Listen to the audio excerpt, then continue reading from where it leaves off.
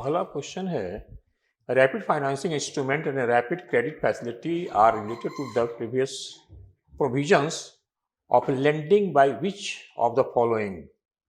अब देखिए, अब ये एशियन डेवलपमेंट बैंक है, इंटरनेशनल मॉनेटरी फंड है, United Nation Environment Programmes Finance Initiative है, वर्ल्ड बैंक है। अब इंटरनेशनल फाइनेंशियल इंस्टीट्यूशन जो है उसका फंक्शंस आपको उसको पढ़ने की जरूरत है, और वो अगर वो समझे बिल्कुल कंप्लीट बेसिक है। कैसे फाइनेंस करती है आईएमएफ, आईएमएफ से रिलेटेड क्वेश्चन है, आईएमएफ फाइनेंस कैसे करती है, अगर आप पढ़े हैं कोई प्रॉब्लम नहीं है। और आपको पढ़ना है इंटरनेशनल फाइनेंशियल जो मल्टी फाइनेंशियल इंस्टीट्यूशन है, इंटरनेशनल फाइनेंशियल, आपको पढ़ना है उसको, बेसिक इकोनॉमिक्स बिल्कुल बेसिक, कहीं कुछ करंट। सर इस क्वेश्चन को सॉल्व करने के लिए कहीं पर भी करंट अफेयर का जरूरत है क्या? नहीं, इसमें कोई करंट जरूरत नहीं है, लेकिन हाँ एक चीज जरूरत है इसमें, इसके लिए आपको अच्छी किताब पढ़नी होगी, अच्छी गुड बुक्स जो स्टैंडर्ड बुक्स हैं उसको आपको पढ़ना होगा। सर क्या एनसीईआरटी अच्छी बुक्स? एनसीईआरटी से नहीं कवर हुई ये जो क्वेश्चन। एनसीईआरटी तो एनसीईआरटी एक बहुत अच्छी बुक है, वो एक बेस देती है, बहुत अच्छा बेस देती है वो, उससे थोड़ा और ऊपर उठना होगा, ग्रेजुएशन लेवल कुछ किताबें हैं उसको पढ़ना होगा, तब ये चीजें कवर हो पाएंगी। ठीक है, बिल्कुल कोई करंट नहीं है, कोई करंट इसमें नहीं है। सर क्वेश्चन नंबर 2 है, with reference to the Indian economy consider the following statement. हाँ, ये वापस से नीर और रीर की बात कर रहा है सर। अब जैसे नीर और रीर है, ठीक है, नीर कहा जाता है नॉमिनल इफेक्टिव एक्सचेंज रेट और रीर होता है रियल इफेक्टिव एक्सचेंज रेट। अब क्या क्वेश्चन है, फॉरेन एक्सचेंज से संबंधित है और खूब अच्छा, इसके लिए एनसीईआरटी ही है, उस बेसिक सिंपली एनसीईआरटी, जो एनसीईआरटी पढ़ा होगा कहीं दिक्कत है, उसी से क्वेश्चन है, बिल्कुल फंडामेंटली बेसिक चीज, कंसेप्ट क्लियर आपके पास है, एनसीईआरटी उठाइए, उसमें बहुत अच्छा दिया हुआ है, उसी से क्वेश्चन पूछा गया है, इस ऊपर ज्यादा जरूरत ही नहीं है। सर अगला अपन आते हैं, जो थर्ड क्वेश्चन है ये फिर से इकोनॉमिक्स ही है, with reference to the Indian economy consider the following, the inflation is too high, if the inflation is too high, Reserve Bank of India is likely to buy government securities। ये फिर से question basics और जो आपकी economics की understanding, फिर आइए, कुछ नहीं, बिल्कुल एनसीईआरटी की जो पतली सी बुक है उसी से क्वेश्चन है। डिमांड सप्लाई कहाँ कि आरबीआई फंक्शन, आरबीआई का जो फंक्शन है वहां पर कैसे फंक्शन करते हैं, तो ये क्वेश्चन रिलेटेड है ओपन मार्केट ऑपरेशन से। आरबीआई का फंक्शन होता है ओपन मार्केट ऑपरेशन, तो आरबीआई के 3-4 फंक्शंस हैं, वो कम से कम अगर पढ़े होंगे आप एनसीईआरटी तो बिल्कुल आसानी से क्वेश्चन होगा, कंसेप्ट आपका क्लियर होगा, तो ये एकदम क्लियर होगा। उसी देखिए पूछ रहा है, if interest rate in US and European union, अब थोड़ा सा करंट जुड़ रहा है सर, पर इसके बाद भी अगर वहां पर इंटरेस्ट रेट हाई होता है या लो होता है, तो इंडियन इकोनॉमी पे डॉलर जो बाय कर रहा है इस पे क्या इफेक्ट पड़ेगा, इन्फ्लेशन पे क्या इफेक्ट पड़ेगा, ये तो फिर से बेसिक आ जाता है। ये भी बेसिक से कि हमारा बाहर से इंटरेस्ट हाई होता है तो हमारी इकोनॉमी, इंडियन इकोनॉमी क्या प्रभाव है, या लो होता है उसका क्या प्रभाव पड़ता है, हमारे करेंसी पे क्या प्रभाव पड़ता है, एक्सपोर्ट पर क्या प्रभाव पड़ता है, बिल्कुल बेसिक चीजें हैं। मतलब impact of the foreign markets on Indian economy. हाँ, फॉरेन मार्केट, ये फिर से आप पढ़ते हैं बेसिक इकोनॉमिक्स। बिल्कुल, हमेशा ध्यान रखना चाहिए इसमें कि न्यूज पर पढ़िए आप, न्यूज आते रहते हैं कि भाई जैसे फेड है, दुनिया की इकोनॉमी को कंट्रोल करता है, that is federal reserve system, जो सेंट्रल बैंक यूएसए का है, दुनिया की इकोनॉमी को कंट्रोल करता है, बैलेंस करता है वो। तो वो उसकी इकोनॉमी और आपकी इकोनॉमी दोनों को एसोसिएट करके देखते रहना चाहिए, वहां क्या हो रहा है, बढ़ रहा है कि घट रहा है, वो बढ़ेगा घटेगा तो हमारी इंपैक्ट पड़ेगा उसका, हमारे फॉरेन एक्सचेंज पर उसका प्रभाव पड़ता है, हमारे ट्रेड पर प्रभाव पड़ता है।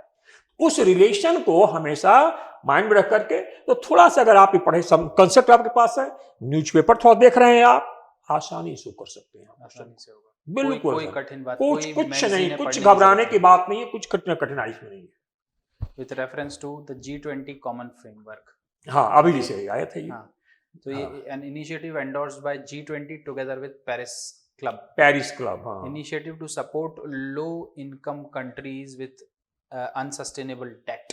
यस सर, ये इसमें थोड़ा करंट अफेयर आपका लग सकता है। हाँ, थोड़ा सा लग सकता है, पेरिस क्लब के बारे में G20 की आइडिया होनी चाहिए, तो हमारे यहाँ हुआ ही था।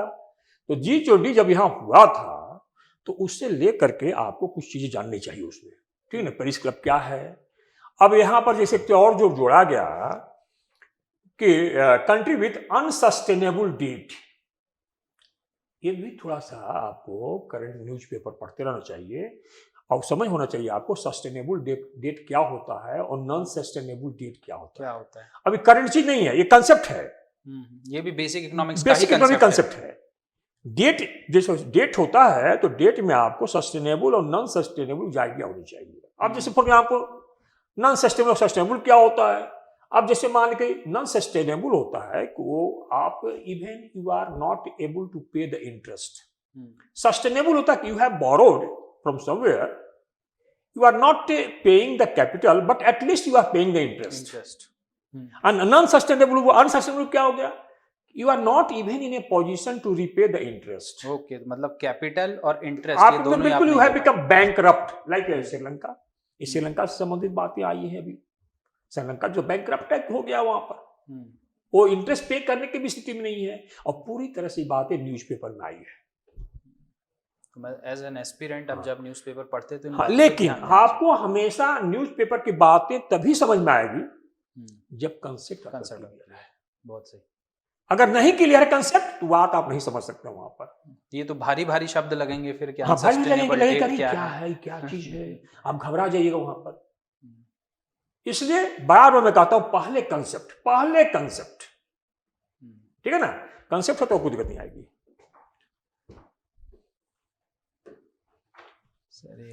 अभी फिर से ये प्रॉब्लम में क्या है कि बच्चे पढ़ते ही नहीं है। वो तो पता नहीं क्या क्या पढ़ते हैं, पता नहीं। पहले चीज उनको एनसीईआरटी कायदे से वर्ड बाय सेंटेंस नहीं, हम बार बार बोलते हैं एनसीईआरटी बुक आप वर्ड बाय वर्ड एक एक वर्ड उसको पढ़िए पहले। This book will give you very sound base. इसके बाद ऊपर पढ़िए। और तो दुनिया की किताबें भागे चल रहे हैं, बाजार की किताबें पढ़ते रहते हैं, न कंसेप्ट उसमें है न कुछ है। अभी तक हमने एक भी नहीं देखा, एक आध थोड़ा सा कुछ है किताबें बाजारू किताब जो थोड़ा सा उसमें कुछ क्लैरिटी है। बाकी इतनी कंफ्यूजन उसमें है कि पता नहीं, और बच्चे उसी में लगे रहते हैं। यही प्रॉब्लम है यहाँ पर। With reference to the Indian economy, what are the advantages of inflation index bond? अब देखिए इन्फ्लेशन इंडेक्स बॉन्ड, तो पहले तो बॉन्ड पता होना चाहिए कि बॉन्ड क्या है, ये भी कंसेप्ट से है। इन्फ्लेशन इंडेक्स बॉन्ड क्या है, ये भी कंसेप्ट से है। बॉन्ड का लाया क्यों गया था, क्यों लाया गया, इसको क्या जरूरत है, ये पता होना चाहिए। अब होता क्यों लाया गया था इसको, थोड़ी सी दो एक बता दें आपको कि होता क्या है। किसी बॉन्ड है तो इन्फ्लेशन का इस पर प्रभाव पड़ता है। जैसे बॉन्ड एक सर्टेन मैच्योरिटी टाइम में पे करता है। मान लीजिए कि आपने 1 ईयर लिया बॉन्ड, 5 ईयर लिया बॉन्ड, 10 ईयर बॉन्ड लिया आपने, तो 10 साल के बाद आपको पेमेंट होगा वो। अब इसी बीच में इन्फ्लेशन तो भाई आते जाते रहता है। तो इन्फ्लेशन अगर जिस समय आपको मैच्योरिटी हुई and you are getting the money and that time inflation is higher, तो इन्फ्लेशन क्या करता है, तो inflation erodes the real value of the money. तो उस समय आपको कम मिलेगा, पैसा कम महसूस होगा आपको। इसी लाया गया इसको कि जैसे जैसे इन्फ्लेशन बढ़ेगा उस चेंज करेगा, उसी हिसाब से बॉन्ड वैल्यू भी चेंज करेगा। Means this will protect you, this bond will give you safety from inflation and purely concept based है। उसमें सिर्फ एडवांटेजेस पूछे हैं कि क्या है। हाँ, तो उसी के क्वेश्चन पूछा हुआ, आप पता पढ़े होंगे तो कोई दिक्कत नहीं होगी आपको। Foreign owned e commerce firms के बारे में, operating in India, they can sell their own goods in addition to offering their platform as marketplace. The degree to which they can own big sellers on their platform is limited. Yes. अब यहाँ पर पहुंचे कि foreign own e commerce firms, तो like क्या होता है ये आपका फर्म ई कॉमर्स में जो बड़ी है, क्या नाम है इसका भाई, अमेजन, फ्लिपकार्ट, ये सब क्या है, ई कॉमर्स है।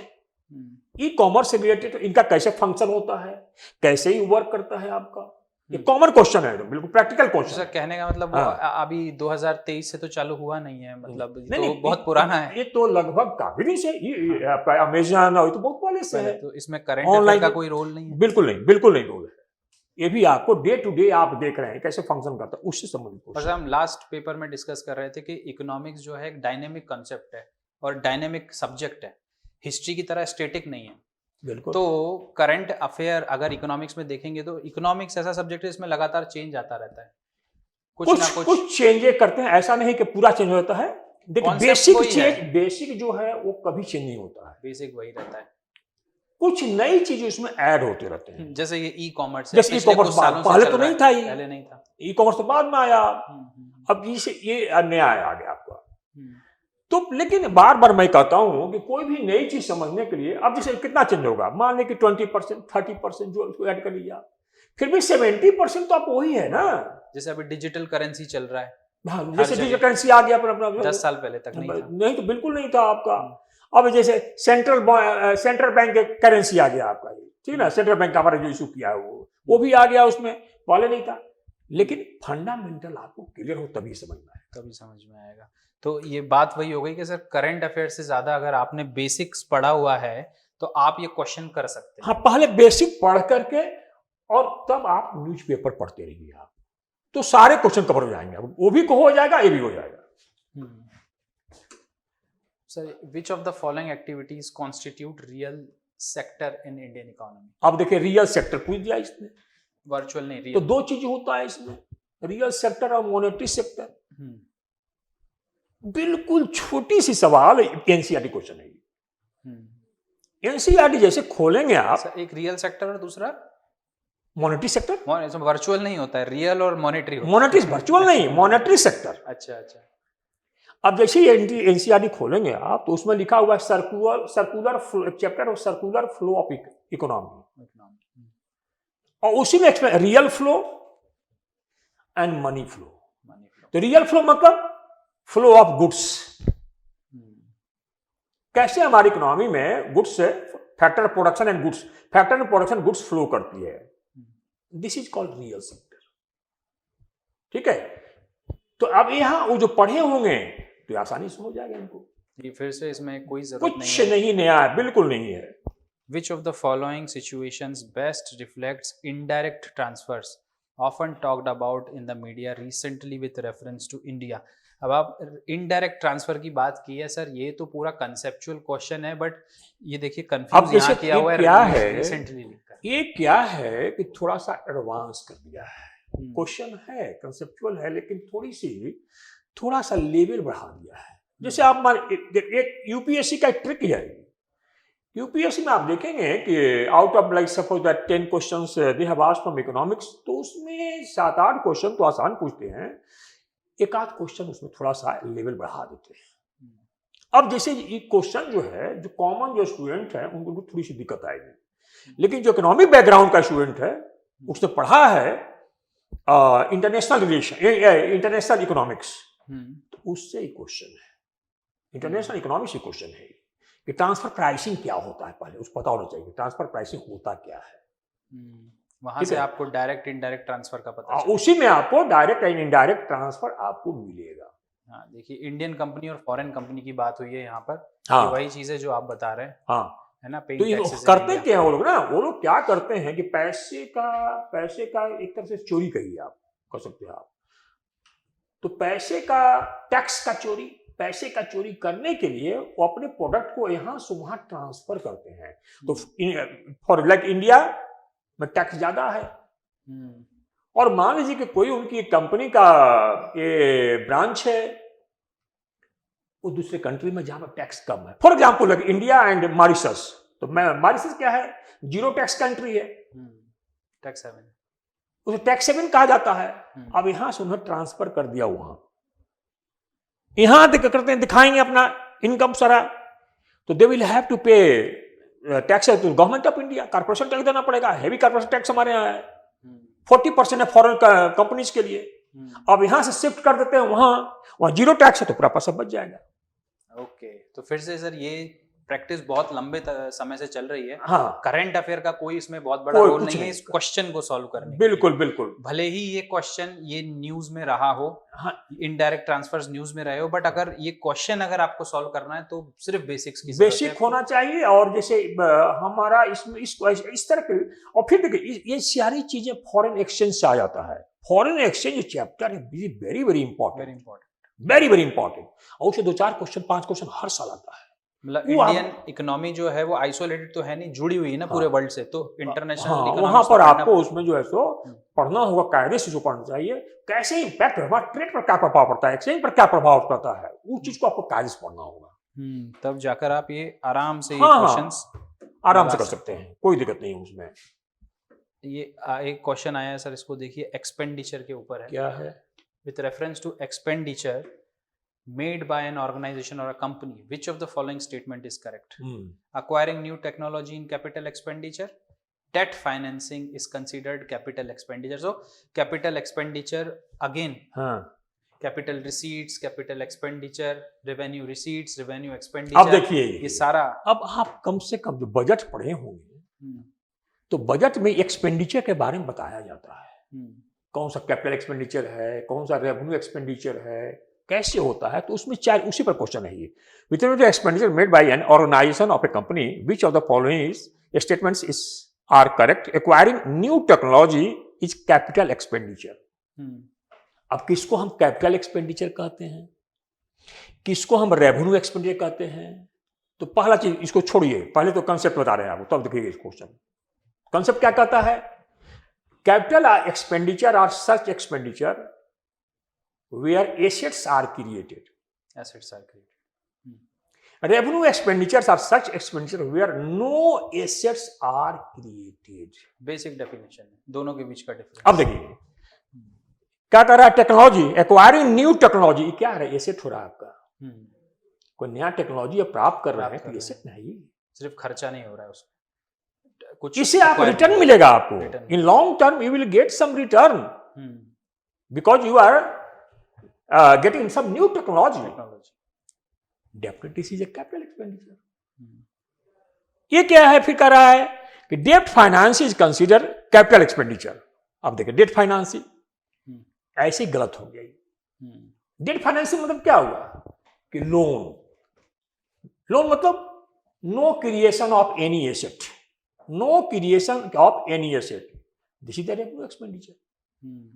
Okay, and while equity finance is considered revenue expenditure, debt finance is considered capital expenditure. तो second question गलत, सीधा गलत है। Debt finance is considered capital expenditure and equity finance is considered revenue expenditure. आगे से equity financing, equity का asset है ना, आपने शेयर खरीदा किसी कंपनी का,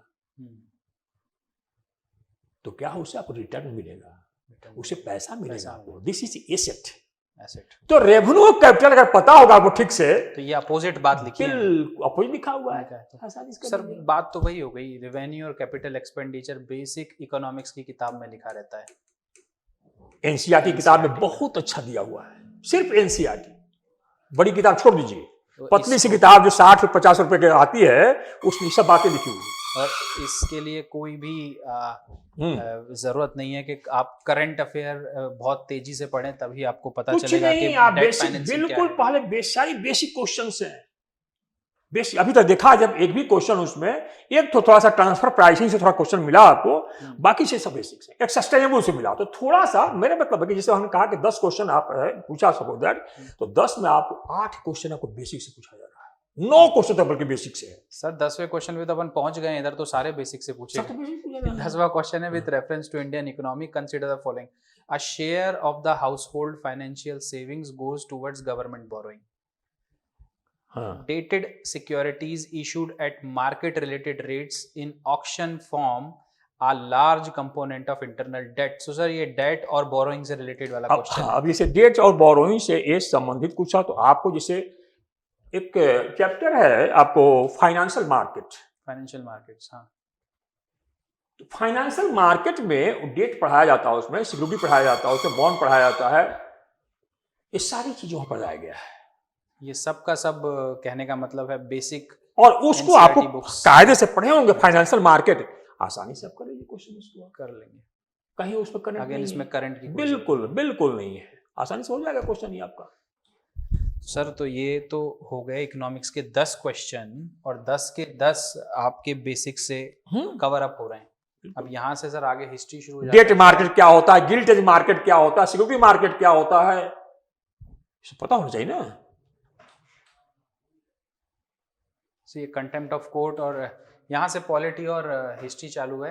अच्छा अच्छा अच्छा, तो इकोनॉमिक्स का पार्ट तो 10 क्वेश्चन सर अगर अपन ने देखे, out of 10 question all the 10 can be solved from the basic books। Basic, बिल्कुल And- basic, and out of 10 6 or 7 question can be solve only with पतली सी बुक एनसीईआरटी। एनसीईआरटी। तो कहने का मतलब है सर, आप 4 साल का करंट अफेयर भी अगर पढ़ लें तो ये 10 क्वेश्चन में से क्वेश्चन सॉल्व नहीं होंगे, बट अगर आपने बेसिक एनसीईआरटी प्लस थोड़ा और इकोनॉमिक्स पढ़ा है अच्छी किताबों से, तो ये 10 के 10 आपके क्वेश्चन बिल्कुल आप कर सकते हैं, इसे सॉल्व हो सकता है। तो 20 नंबर तो सर यहीं आ गए। बिल्कुल एकदम, इसलिए मैं बार बार कहता हूं कि पर बेसिक पढ़िए। अब प्रॉब्लम क्या है कि बच्चे तो नहीं बताया कि इधर उधर पढ़ते रहते हैं, पता नहीं क्या क्या लोग बता भी देते हैं, बच्चों का दोष नहीं है। गाइडलाइन एक बहुत इंपॉर्टेंट है, सही गाइडलाइन। क्यों नहीं कहते हो भाई पहले एनसीईआरटी कायदे से पढ़ो, तो इसको पढ़ो, आप देख रहे हैं कि सारे क्वेश्चन उससे आ रहे हैं, तो आप दूसरी किताब है जिसमें कोई कंसेप्ट नहीं है, बाजार का मैं बताऊं कि एकाध किताब छोड़ करके वो पूरा नहीं है। और क्या जरूरत है के लिए, जब 40 या 50 रुपए की 100 रुपए किताब आती है, 100 रुपए से आपको 8-10 क्वेश्चन मिल जा रहा है, तो 500 रुपए की किताब में क्या जरूरत है आपको, वो भी इतनी मोटी तो पढ़ने क्या जरूरत है। वो पतली सी किताब पढ़िए, सारी चीज मिल जाए आपको। लेकिन पतली सी किताब में बार बार मैं रिपीट कर रहा हूं, उसको वर्ड बाय वर्ड पढ़िए, word by word by word. हाँ एकदम समझिए उसको, वो समझिए कि एक तरह से वो सत्सैया के दोहरे वाली है ना, और नावक के तीर, उस तरह से वो। इसका मतलब और समझा दीजिए सर। सत्सैया का देखा, एक बिहारी सत्सई था ना, बिहारी सत्सई के नाम लिखे हैं, कुछ दोहा लिखे हैं।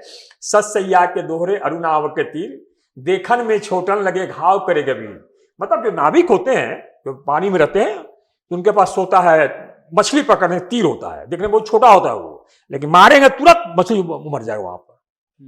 तो जो एनसीईआरटी की जो बुक है, उस तरह नाविक के तीर के समान है, देखने में तो बहुत ही पतली सी है, बहुत कम प्राइस है, वेरी वेरी वैल्यूएबल बुक। आपने पूरा एजुकेशन का बेस है वो, पूरी तरह से बेस है, और उससे अच्छी कोई किताब इकोनॉमी में शुरुआत के लिए है ही नहीं, है ही नहीं। एनसीईआरटी का बेस बना के फिर आप थोड़ा ऊपर का हाँ, पढ़िए। इसके पहले वो तब पढ़ लीजिए, इसके बाद थोड़ा ऊपर पढ़िए आप। वो ऊपर में आएगा तो अच्छी बुक से, बाजारू किताब से नहीं, अच्छी किताब से पढ़िए, स्टैंडर्ड बुक से थोड़ा पढ़िए, काफी है आपका।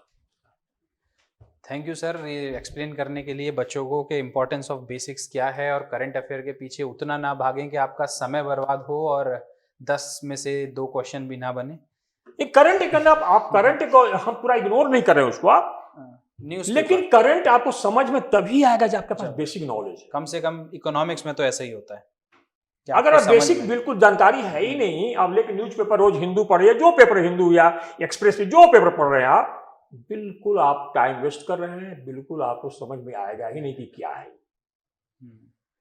एंड सो फार यूपीएससी के लिए आपको इसी रास्ता को ही अपनाना होगा, if you want to crack the examination. Therefore मेरा सजेशन है स्टूडेंट से, डोंट वेस्ट टाइम। वो देख के बोलिए सर स्टूडेंट्स को एक बार, don't waste time, you follow this, whatever we are saying, whatever we are discussing here, this is the only way out। बातें थोड़ी तीखी लगेगी आपको, ये सच्चाई यही है। बेसिक पहले पढ़िए आप, सिर्फ बेसिक पढ़िए और स्टैंडर्ड बुक से फर्स्ट गो थ्रू एनसीईआरटी।